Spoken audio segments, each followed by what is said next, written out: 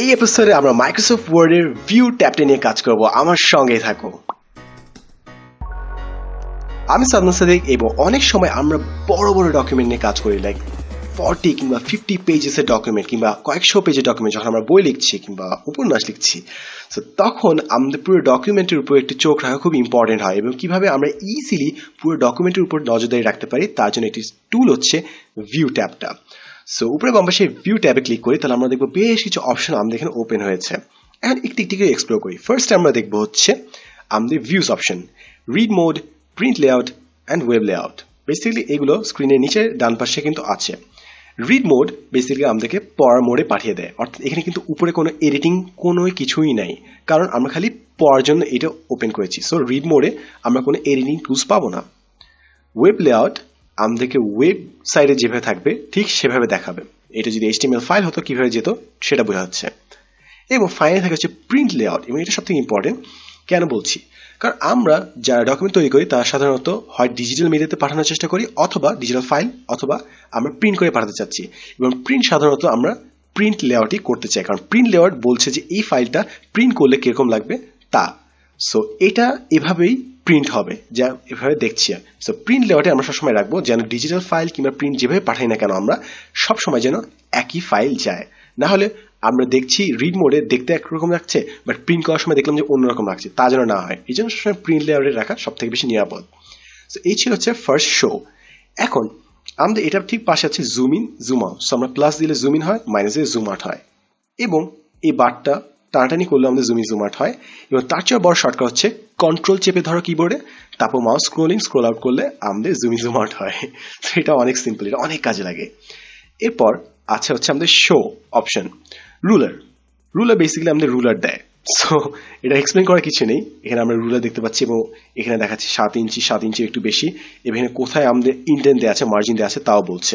For example, আমরা যদি page লেআউটে যাই, মার্জিন যদি ন্যারো করি, তাহলে দেখবো আমাদের এই ইন্ডেন্টগুলো ছোট হয়ে গেছে।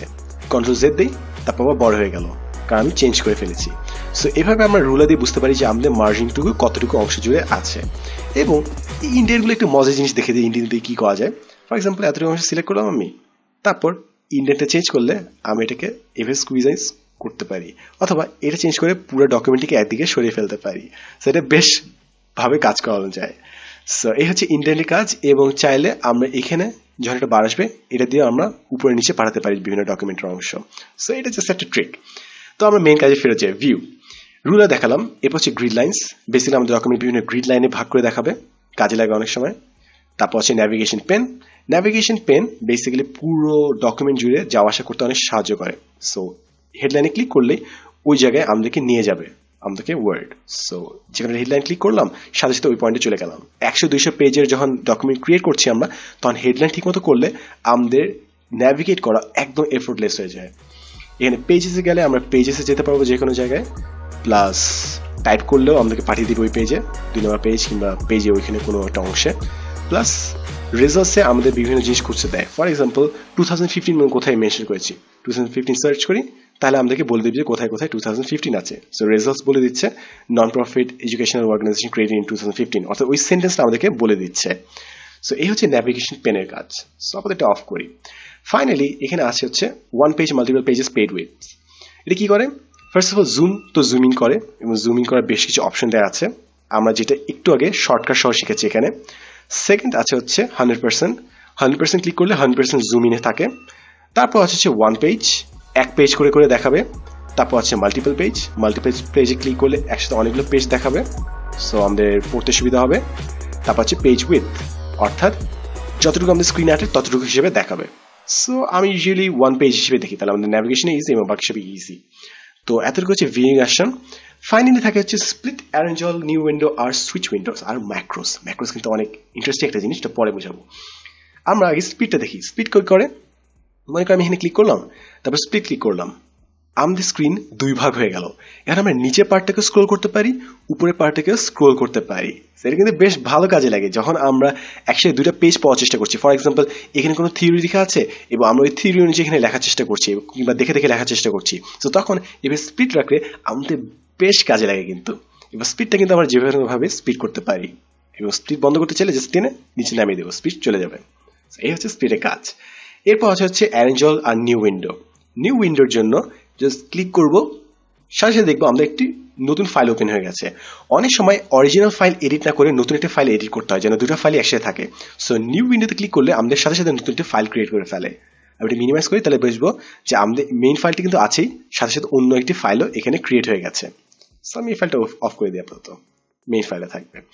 এরপর অ্যারেঞ্জ অল আর সুইচ উইন্ডোজ বোঝার আগে আমাদের একটি ফাইল ওপেন করতে হবে নতুন। সো ফাইলে যাই, ওপেনে যাই, এখানে আমাদের আগে যেসব ফাইল আমরা ইউজ করছি সেসব ফাইল কিন্তু সাজেস্ট করছি। সো ফর এক্সাম্পল আমি GD info bank, graphic design info bank, এই ফাইলটা ওপেন করি।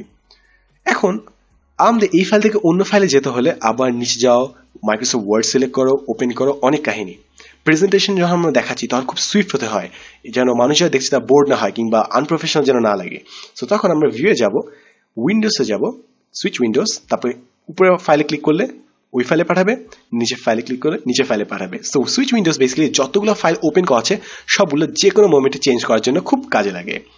এবং অ্যারেঞ্জ অলে ক্লিক করলে সবগুলো ফাইল একসাথে ওপেন করে ফেলবে, যতগুলো ফাইল। তো তখন আমরা মাল্টিপল ফাইলস একসাথে দেখতে পারি, অনেকটা স্প্লিটের মতোই, বাট স্প্লিটকারী একটি ফাইলে আমরা দুটো অংশ করে ফেলতে পারি, আর অ্যারেঞ্জ অল বেসিক্যালি সব ফাইলকে বিভিন্ন অংশে ভাগ করে ফেলে। সেই হচ্ছে সিলেক্ট অলের কাজ কিংবা অ্যারেঞ্জ অলের কাজ। সো আপাতত এই ফাইলটি টেনে নিচে নামিয়ে দেয় যেন ওটা চলে যায়। সো এই হচ্ছে আমাদের ভিউয়ের কাজ। এবং ম্যাক্রোস হচ্ছে অনেকগুলো অ্যাকশন একসাথে শর্টকাটে দেওয়ার জন্য। সো ম্যাক্রোসের জন্য আলাদা একটা ভিডিওই থাকবে।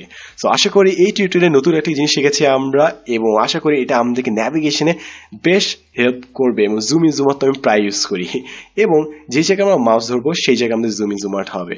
এবং এই ছবিতে এটা কিন্তু আমি, সো জুম ইন করে দেখিয়ে দিলাম যে আমি কোন মানুষটা। সো এইভাবে আমরা ভিউ যে কোনো ভাবে কাজে লাগাতে পারি। সো আশা করি নতুন কিছু শিখেছি। দেখা হবে নেক্সট এপিসোডে নতুন করে এক্সাইটিং ফিচার নিয়ে। আমি Samir Sadiq, and as always thanks for watching.